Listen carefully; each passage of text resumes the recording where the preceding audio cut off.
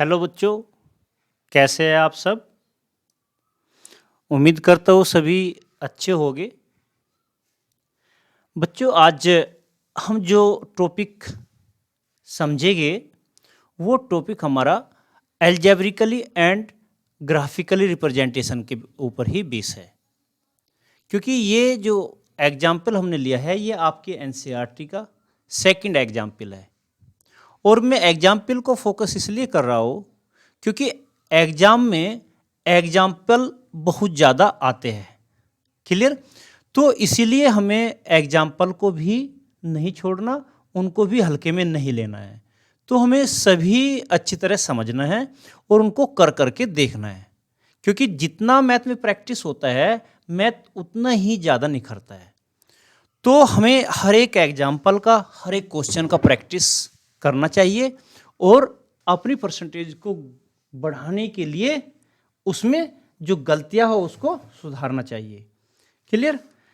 तो आज के टॉपिक में हम एग्जाम्पल नंबर 2 करेंगे।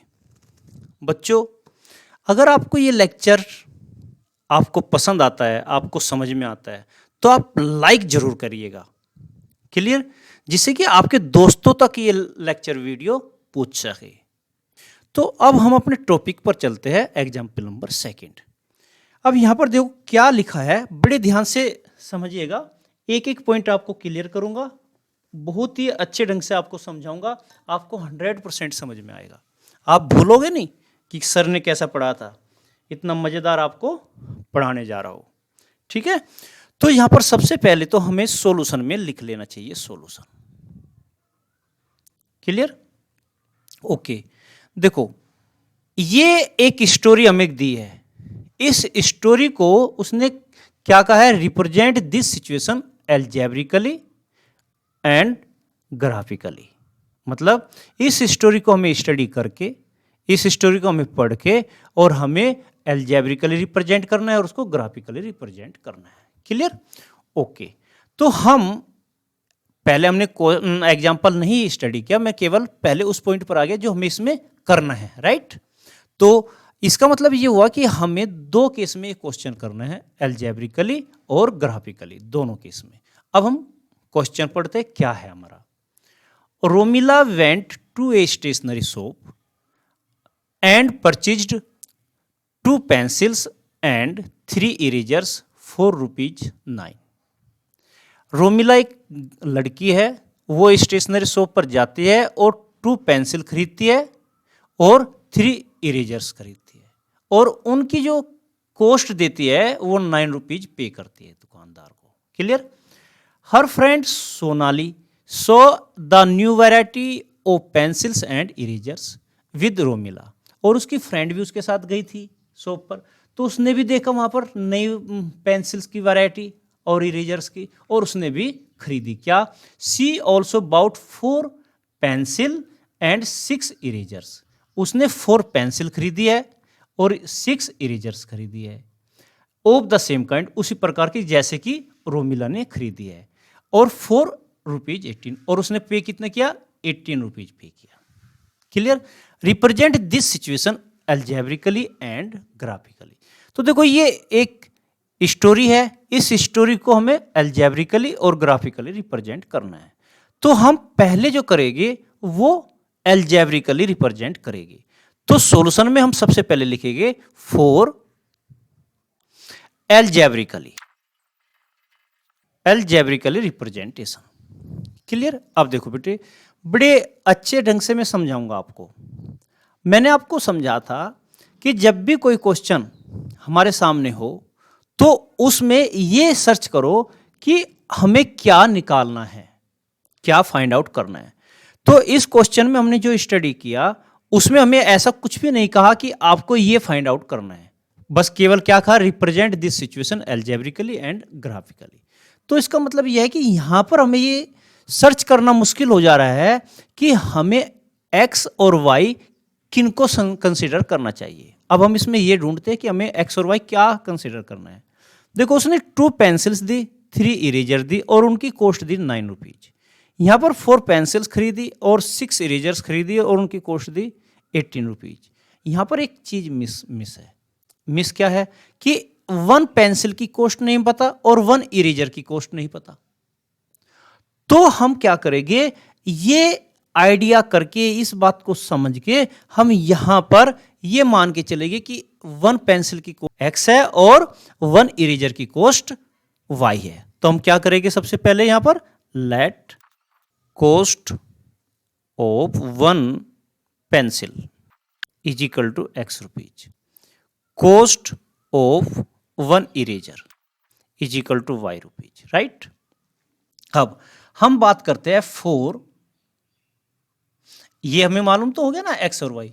अब हम यहां पर देखते हैं टू गर्ल, दो लड़कियां प्रोडक्ट खरीदते हैं। तो यहां पर हम सबसे पहले क्या करेंगे, हम रोमिला की जो कंडीशन है, जो रोमिला ने स्टेशनरी से प्रोडक्ट खरीदा, उस कंडीशन को यूज में लेंगे। तो यहां पर लिखेंगे हम फॉर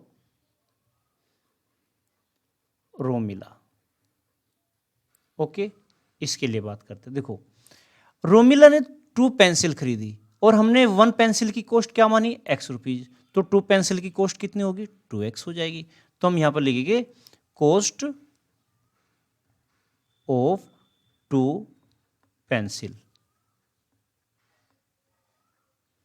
कितना होगा, 2x हो जाएगा, ओके। रोमिला ने 3 इरेजर्स भी खरीदी है, तो वन इरेजर की कॉस्ट है वाई रुपीज, तो 3 इरेजर की कॉस्ट कितनी हो जाएगी, 3y हो जाएगी। तो हम यहां पर लिखेंगे cost of 3 eraser,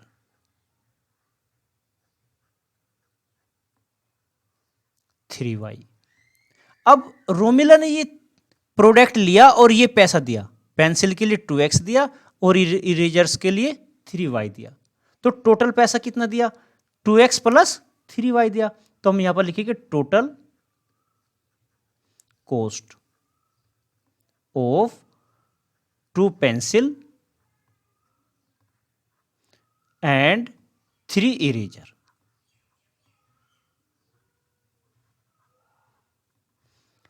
two X plus 3y। अब लेकिन हमारे इस बात के लिए क्वेश्चन में कहा गया है कि उसने इसके लिए 9 रुपीज दिए है, तो हम इसके प्लेस पर total cost of two pencils and 3 eraser के प्लेस पर 9 लिख देंगे। 9 is equal to 2x plus 3y, means ये हमारा 2x plus 3y is equal to 9 हमारा इक्वेशन नंबर 1 बना। क्लियर। अब हम बात करेंगे सोनाली के लिए। सोनाली ने दुकानदार से क्या लिया है, 6 और 4 पेंसिल्स और 6 इरेजर्स। क्लियर। तो नेक्स्ट पेज पर बात करते हैं, for Sonali cost of, Sonali ने 4 पेंसिल ली है, कॉस्ट ऑफ 4 पेंसिल कितना बनेगा, एक पेंसिल की कॉस्ट हमने क्या कंसीडर की हुई है, यहां पर हम देख सकते हैं एक पेंसिल की कॉस्ट हमने x कंसीडर किया है, तो 4 पेंसिल की कॉस्ट कितनी हो जाएगी, 4x हो जाएगी। तो वो यहां पर लिखेंगे हम 4x। फिर कॉस्ट ऑफ 6 इरेजर,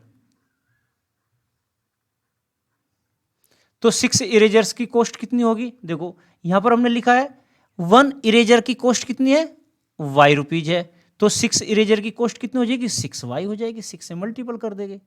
ऐसे तो सीखते हो भाई, आप दुकान पर जाते हो और आप पेन पूछते हो कि सर ये पेन कितने का है, तो वो कहता है कि 5 रुपीज का पेन है, तो वो कहते हैं कि आप मुझको 3 पेन दे दीजिए। जब वो आपको 3 पेन दे देता है तो आप उसको कितना पे करते हो, बोलो 3 × 5 मन में करते हो और 15 रुपीज उसको पे करते हो। इसी प्रकार से यहां पर एक इरेजर की कॉस्ट कितनी है, y रुपीज है, और उसने कितनी इरेजर ली, 6, तो 6 × y कर देंगे और वो हम उसको पे कर देंगे, तो ये कितना आ जाएगा, 6y आ जाएगा। अब टोटल कॉस्ट उसने कितना पे किया, टोटल कॉस्ट ऑफ 4 पेंसिल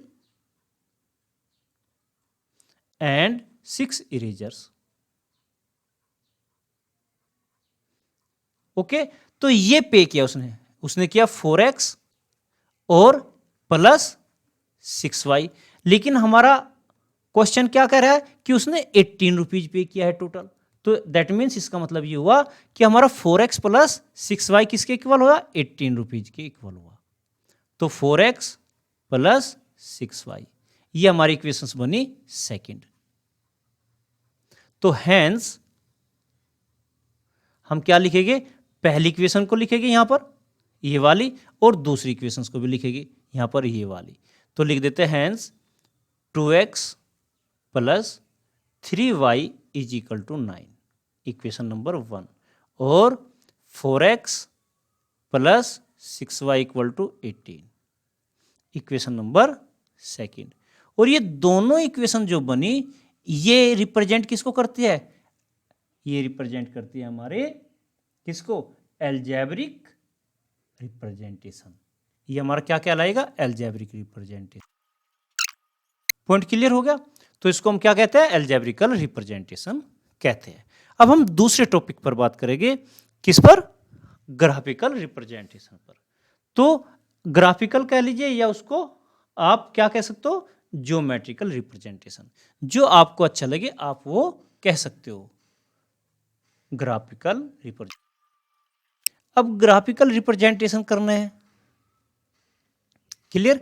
तो मैंने आपको प्रीवियस वीडियो में ग्राफिकल रिप्रेजेंटेशन करना सिखाया है। मैं इस एग्जाम्पल को भी बड़े ही अच्छे तरीके से आपको सिखाने जा रहा हूं, जिससे कि आप अच्छे तरीके से समझ सके। ग्राफिकल का मतलब होता है हमें ग्राफ तैयार करना है, राइट। तो यहां पर देखो ये दो इक्वेशन हमें दी गई है, हम ग्राफ में पहले इस इक्वेशन को बनाएंगे, फिर इस इक्वेशन को रिप्रेजेंट करेंगे ग्राफ पर, वही हमारा ग्राफ रिप्रेजेंटेशन कहलाता है।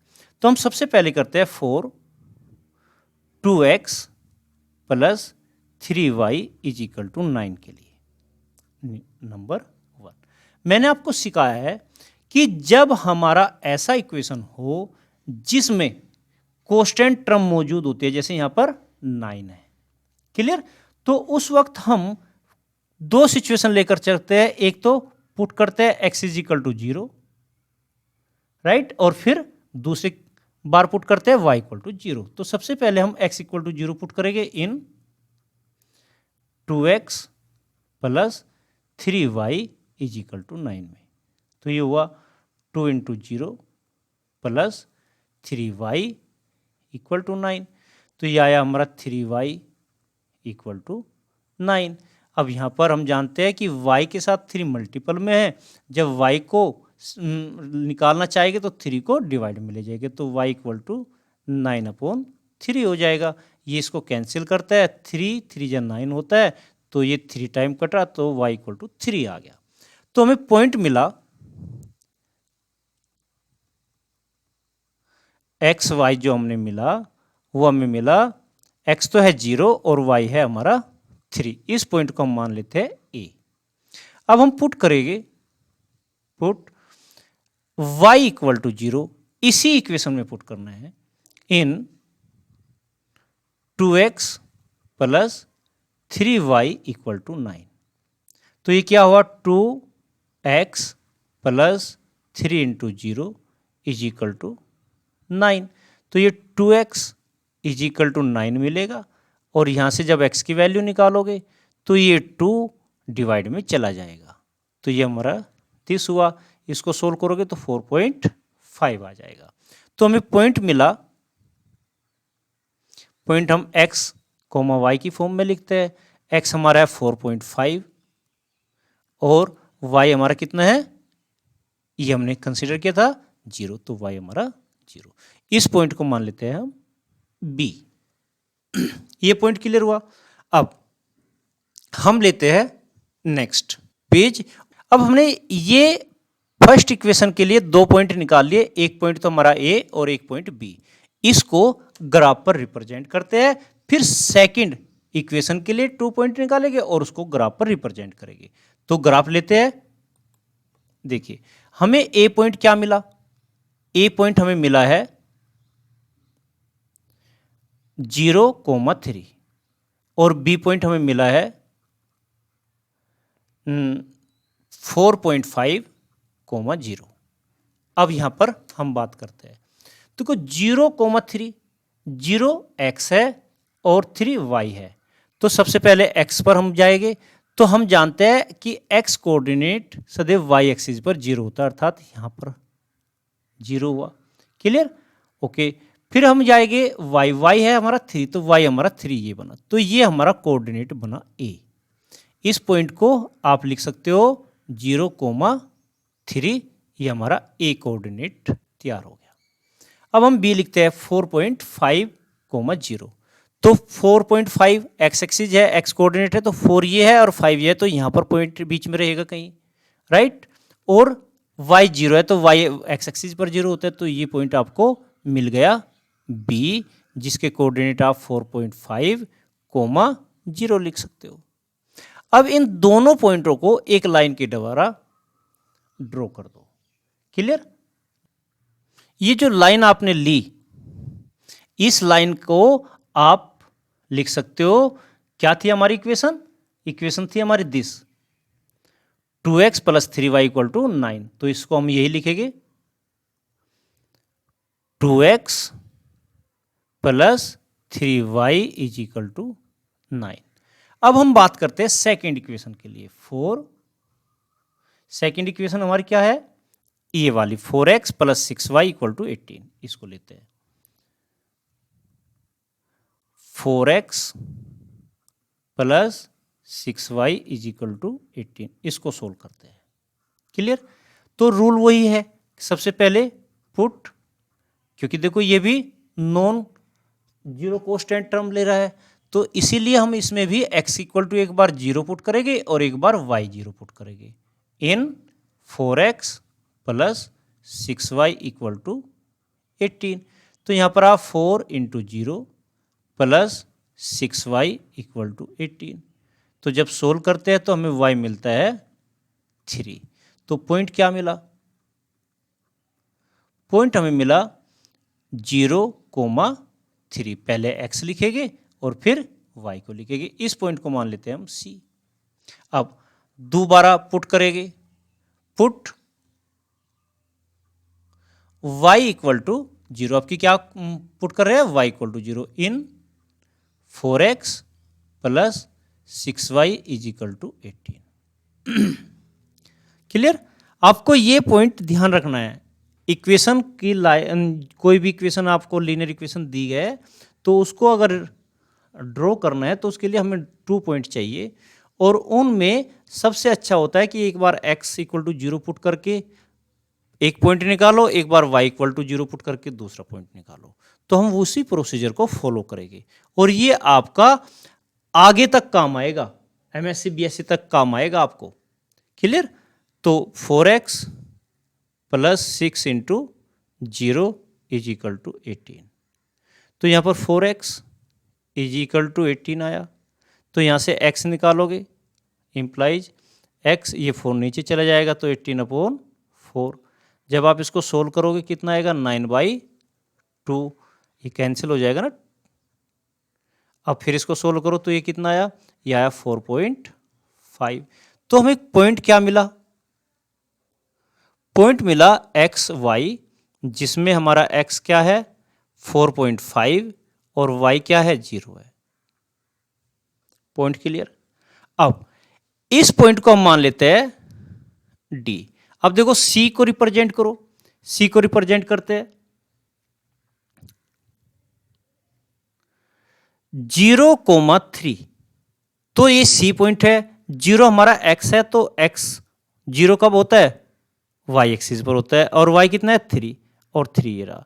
तो देखो ये ऐसा क्वेश्चन है कि जिसमें जो पहली इक्वेशन में पॉइंट मिल रहा था A, वही हमारा पॉइंट C बन रहा है, अर्थात ये पॉइंट भी हमारा C है, जिसके कोऑर्डिनेट 0,3 है। A ही पॉइंट C है, राइट। अब 4.5,0 को अगर हम देखें तो 4.5 x एक्सिस पर है, तो 4 और 5 के बीच में होगा 4.5, ये हुआ। क्लियर?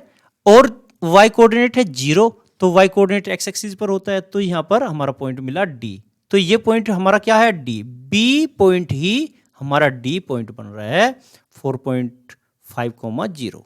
अर्थात बी और डी एक जैसे, ए और सी एक जैसे। अब हमें लाइन ड्रॉ करनी है। लाइन ड्रॉ करने का फिर वही प्रोसीजर होता है कि भाई हमें लाइन ड्रॉ करनी है, तो आप लाइन ड्रॉ कर दीजिए। क्या करोगे, यहां से ये हमने वो लाइन ड्रॉ कर दी जो अभी बात की है, 4x + 6y = 18। तो ये देखो, ये दोनों लाइन, ये वाली लाइन और ये वाली लाइन दोनों एक दूसरे को ओवरलैप कर रहे हैं, मतलब एक दूसरे के ऊपर है। तो इसीलिए हम 4x + 6y = 18 इसी लाइन को लिखेंगे। 2x + 3y = 9 भी यही लाइन है, और 4x + 6y = 18 भी यही लाइन है। क्यों है ऐसा? ऐसा इसलिए है क्योंकि जो पेंसिल और इरेजर उसने खरीदी, उन दोनों की कीमत एक ही तो होगी भाई। रोमिला ने जो खरीदा उसने भी उसी कीमत की पेंसिल खरीदी, और सोनाली ने जो खरीदी उसने भी उसी कीमत की पेंसिल खरीदी। तो इस वजह से दोनों की पेंसिल और इरेजर की कीमत एक जैसी है, इसीलिए दोनों के द्वारा जो इक्वेशन क्रिएट हुई, देखो दोनों के द्वारा अलजेब्रिक इक्वेशन ये क्रिएट हुई, तो ये इक्वेशन हमारा ग्राफिकली सेम रिप्रेजेंट होती है। अब मजेदार पॉइंट यहां पर समझना है, जब लाइन एक जैसी है तो इक्वेशन अलग अलग क्यों है? देखो यहां पर ये इक्वेशन अलग है, ये इक्वेशन अलग है, लेकिन ध्यान देना, मजेदार पॉइंट को समझना है।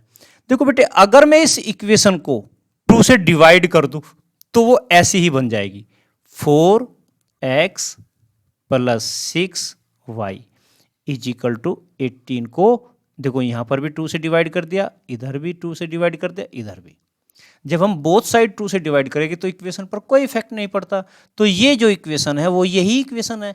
अब इसको सोल्व करोगे तो कितना आएगा, 2x, देखो ये कैंसिल कर देगा ना इसको, और यहां पर ये कैंसिल कर देगा इसको 3 टाइम, यहां पर ये कैंसिल कर देगा 9 टाइम, प्लस 3y = 9।